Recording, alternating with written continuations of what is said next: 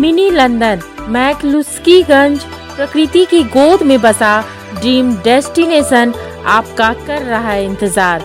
आइए अपने यादगार लम्हों को बिताइए ड्रीम डेस्टिनेशन में। राजधानी रांची से महज 50 किलोमीटर दूर आपका अपना ड्रीम डेस्टिनेशन।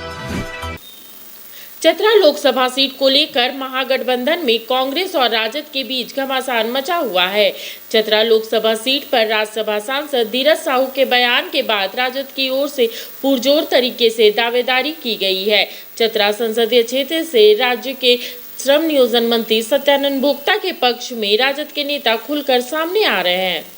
देश का एक लौता लोकसभा सीट जहां आज़ादी के बाद आज तक कोई भी स्थानीय व्यक्ति सांसद नहीं बन सका, वो लोकसभा सीट किसी और राज्य में नहीं बल्कि झारखंड में ही है। उस लोकसभा सीट में जिस तरह की दावेदारी तमाम राजनीतिक दलों के राजनेताओं की ओर से प्रस्तुत किए जाते हैं, उससे आप नाम उसका बखूबी समझ ही गए होंगे। नाम है चतरा लोकसभा सीट। चतरा लोकसभा सीट में आज़ादी के बाद से अब तक सभी लोग बाहर के ही प्रत्याशी बनते रहे और सांसद भी बनते रहे।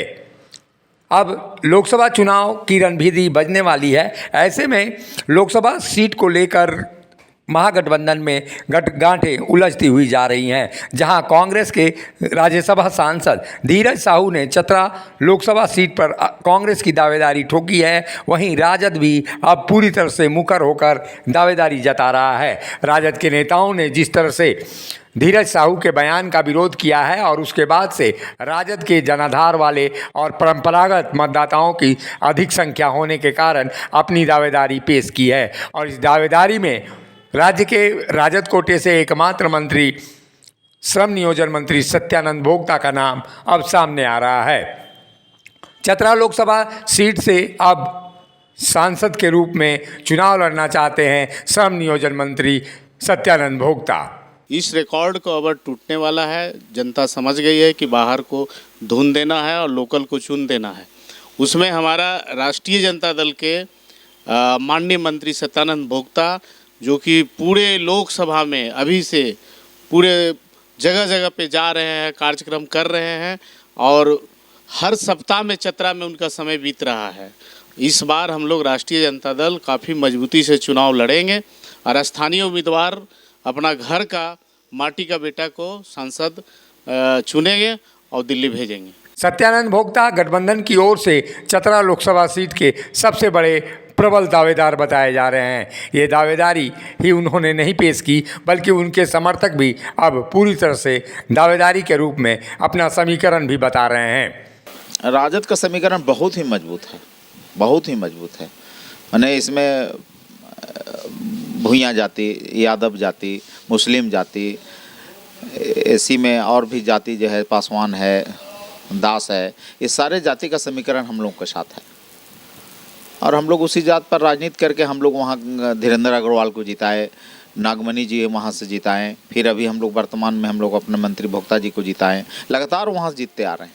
भोक्ता, यादव और मुस्लिम इस समाज की आबादी चतरा लोकसभा सीट में अधिक है। तीनों समुदाय के वोटर राजद के परंपरागत वोटर हैं, इसलिए पार्टी को इस सीट पर चुनाव लड़ना ही चाहिए। पिछले लोकसभा चुनाव में सुभाष यादव ने यहाँ पर दमदार दावेदारी की थी, लेकिन कांग्रेस के कोटे से पूर्व विधायक मनोज यादव ने भी वहाँ पे दावेदारी की और उन्होंने कांग्रेस के टिकट पर चुनाव भी लड़ा। ऐसे में यही वो सीट है जहाँ पर महागठबंधन की एकता काम नहीं आई और दोनों ने अपने अपने राजद और कांग्रेस ने अपने अपने प्रत्याशी उतारे। हालांकि कांग्रेस के प्रत्याशी को अधिक वोट मिला और राजद के प्रत्याशी को कम।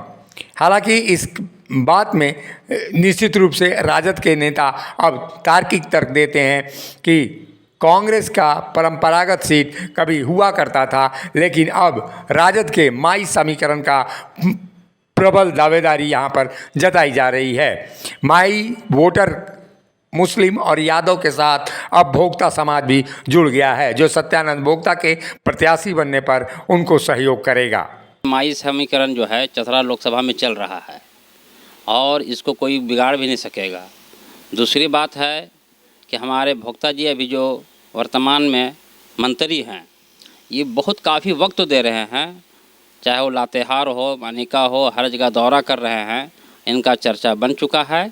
इसलिए इस बार जो है घर के बेटा को ही जिताना है।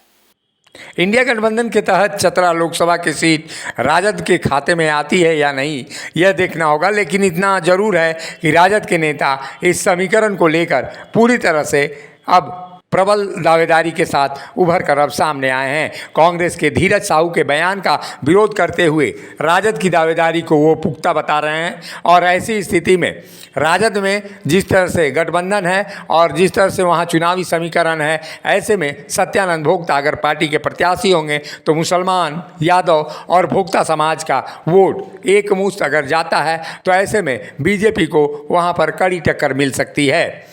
धीरज साहू तो एक बार चुनाव लड़े हैं और उसके पहले भी एक बार और कांग्रेस का हुआ, पिछले बार भी हुआ। जो उनका स्थिति हम लोग सब देख रहे हैं और उनके लिए हम लोग तन मन धन से लगे थे। उस समय आरजेडी नहीं लड़ा था, फिर भी हम लोग लड़े, लेकिन उनका अपना जात समाज के भी लोग वोट नहीं दिया था। ये हम लोग बढ़िया से जान रहे हैं। इसलिए उनका कोई दावा, पैसा पर कोई नहीं जीत सकता है चुनाव। जनता के दिल में कांग्रेस का वहाँ चतरा लोकसभा में नहीं है। वहाँ अगर भारतीय जनता पार्टी को हरा सकता है तो राष्ट्रीय जनता दल है। खैर, अब देखना होगा कि चतरा लोकसभा सीट महागठबंधन में कांग्रेस को मिलती है या राजद को। अगर यह सीट राजद के खाते में आती है तो सत्यानंद भोक्ता के लिए राह आसान नहीं होगी, बल्कि बीजेपी में निश्चित रूप से उनको मुकाबला मिलता हुआ दिखाई देगा। क्योंकि चतरा सीट पर राजद के कई नेताओं ने भी दावेदारी तो पेश की है, साथ ही पिछले 2 बार से वहाँ पे सांसद के रूप में सुनील सिंह लगातार संसद जा रहे हैं। ऐसी स्थिति में राजद के परंपरागत वोटरों को एकजुट रखना सत्यानंद भोक्ता के लिए बड़ी चुनौती होगी। मुखर संवाद के लिए रांची से अशोक कुमार की रिपोर्ट। जब टूटती है आस, जब थकती है सांस, जब रूठते हैं अपने, मुंह मोड़ता है जमाना, जब अंगड़ाई लेता है संकल्प, फिर बनती है कहानी, बनते हैं अनमिट निशान। देखिए मेरे साथ संघर्ष की दास्तां।